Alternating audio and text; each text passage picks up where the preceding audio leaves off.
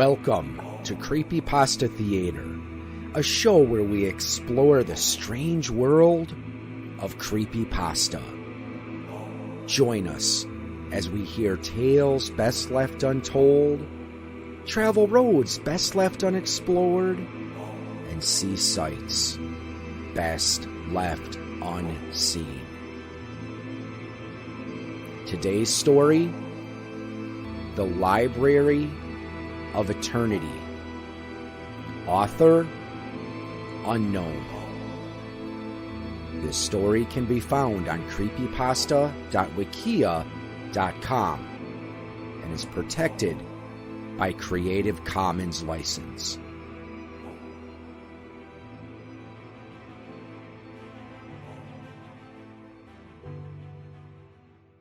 Greetings, friend. Have you ever had a deep desire to satisfy your boundless curiosity, your infinite lust, and longing for knowledge, answers, fulfillment? It is a restless feeling to be kept in the unknown, with a void that so desperately longs for filling. For it is that search for truth that has led humans from their ancestral caverns into their modern skyscrapers. It will be that exact same craving that will push humans from skyscrapers into interstellar satellites and extraterrestrial homes. It is amazing that knowledge, mere facts or concepts that exist merely as neural networks throughout one's nervous system could result in something as intricate and complex as civilization. Knowledge also holds the power to destroy everything it has built, including its very own existence. Let me tell you of a place where anything you have ever wondered or questioned will be satisfied and fulfilled. It is a mystical place that only few will ever have access to. Yet, visiting this place has a cost. For those who visit this place will be condemned to remain there forever, as any traces of their existence are completely erased from the physical world. Perhaps in your childhood or early adulthood, you may have had a best friend or a girlfriend. Of course, you do not remember such a person, for they have chosen to visit that magical place and had given up their existence to satisfy their lust for answers.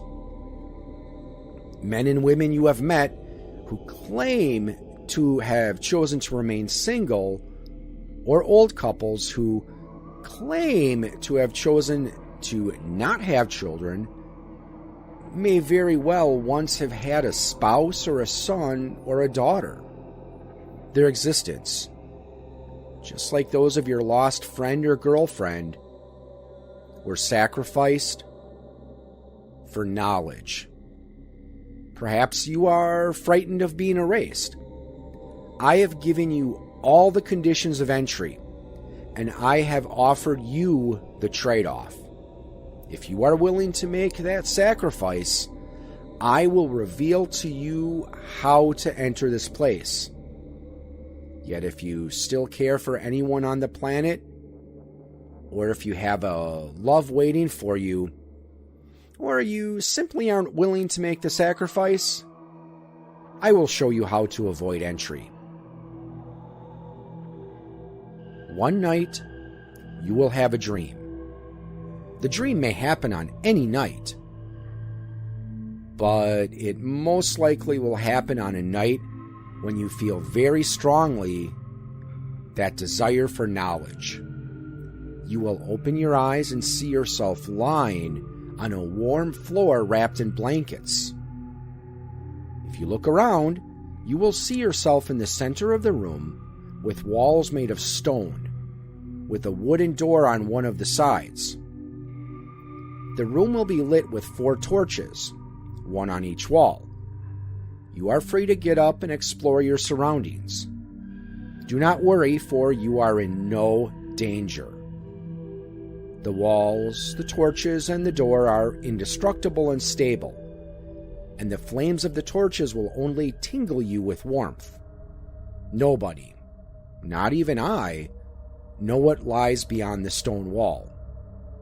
Perhaps it is an empty void, or perhaps it is pure chaos. If at any time you wish to leave this place, you need only wrap yourself back up in the blankets. You will immediately feel drowsy and fall asleep, and then awaken the very next day with no memory of your dream. Yet know that should you leave, you will never be able to return.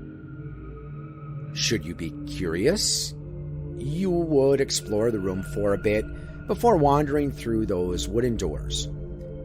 You will enter a room that resembles a small office. A single dim lamp hangs from the ceiling, illuminating the whole room.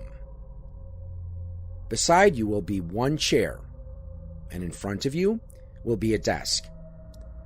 On the desk you will see memorabilia from countless years past, and countless years in the future. The objects will vary from person to person. You may see artifacts such as an ancient tool used by primordial human beings, coins bearing the face of Charlemagne, the quill used to sign the Declaration of Independence, as well as many future objects such as a quantum computer chip, hologram projectors, or even pieces of a time machine. Behind the desk you will see a large shelf with dozens of books sitting there side by side. You will be unable to distinguish the titles of the books, nor the words written within those books. But to reach over and grab a book, or to look close, would be a rather inconvenient task, for sitting behind the desk is a man wearing a trench coat and a hat that covers his face. When you enter the room, he will be reading a book. He will appear to ignore you until you speak up, and should he finish a book in silence, he will simply stand up, put his book back on the shelf, and take another one. One important note is that in that place, time has stopped. You are not yet required to make a choice, and you still have the option of leaving, so you may consider just staying there and contemplate anything you want. You may achieve deep revelations during your internal contemplation, but know that everything will be forgotten the moment you return home. The man who sits at the desk is known as the gatekeeper. Once you speak to him, he will address your statement before introducing you to the Library of Eternity. You will get a way more detailed description from him once you meet him, but allow me to offer a description of this place. The Library of Eternity contains every possible book you could imagine. It is a room 26 shelves long, but infinite shelves wide. Each shelf contains an infinity of books corresponding to a certain letter from A to Z. Everything, from the answer to the meaning of life, to the mathematical solution to 0 divided by 0, can all be found within this vast library, should you be determined enough to search within its depths. If you look above your head, you will see the stone walls fade into a blackened void. Every few hundred meters of shelves, there are some tables and some chairs where you may rest and read a certain book should it attract your liking. There are candles that float around, carrying powerful and bright flames that can illuminate large portions of the library. You can even pluck them out of the air should you want to sit down and enjoy a book and lack proper lighting. If there is something specific on your mind, you may consult me. I will be sitting in a grand desk facing the sides of all 26 shelves. You will see me either reading a thick volume or writing strange text that is seemingly gibberish. Pay no heed to what I am writing or to what I am reading, for it is knowledge only I understand. Come to me, and I will greet you warmly, as well as answer any question you may have to the best of your ability to comprehend. I will also teleport you to certain locations of certain volumes, should an answer you seek reside in those volumes. Do not be hesitant on disrupting me, for what deadline is there to meet?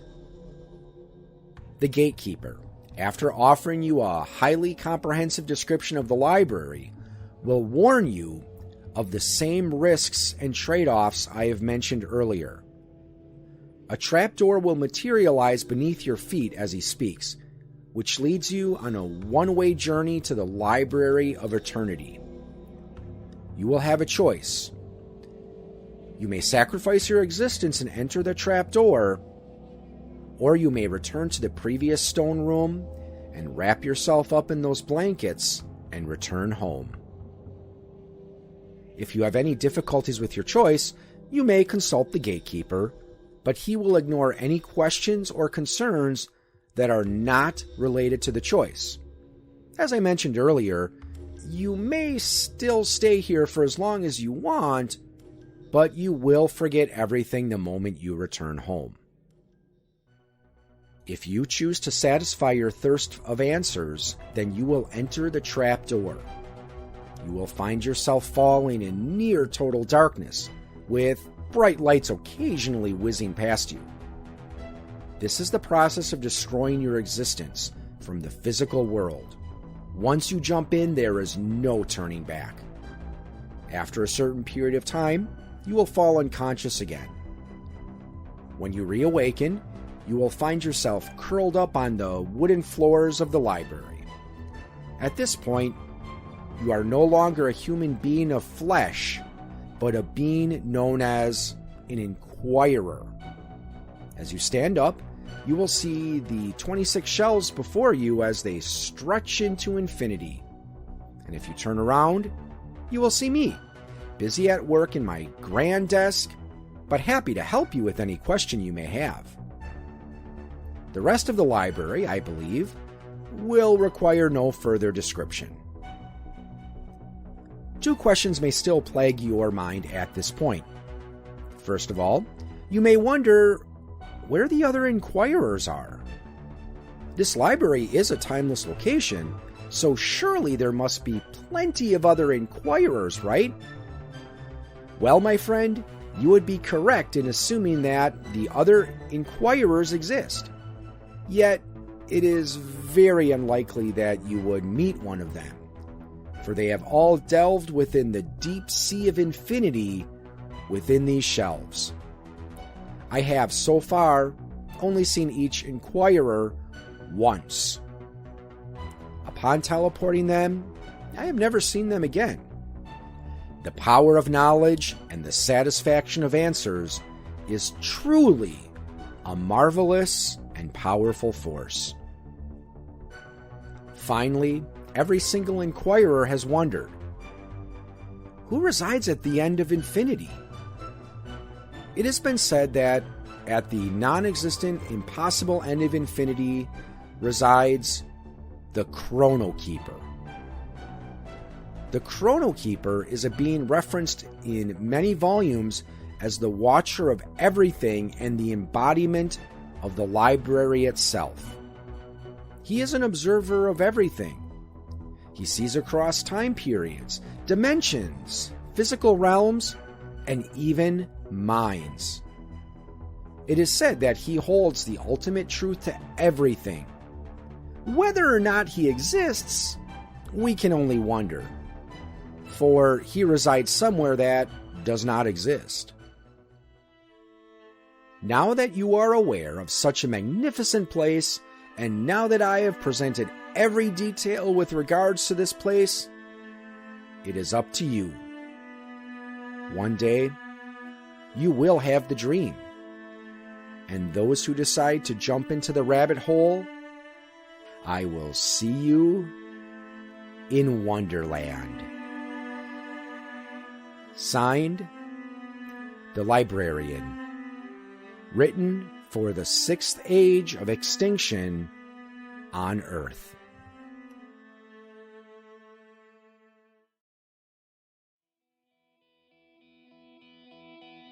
You have been listening to a presentation of Point of Insanity Game Studio. Visit us on the web at poigamestudio.com. Follow us on Twitter at poigamestudio. Look us up on Facebook and email us at poigamestudio@gmail.com.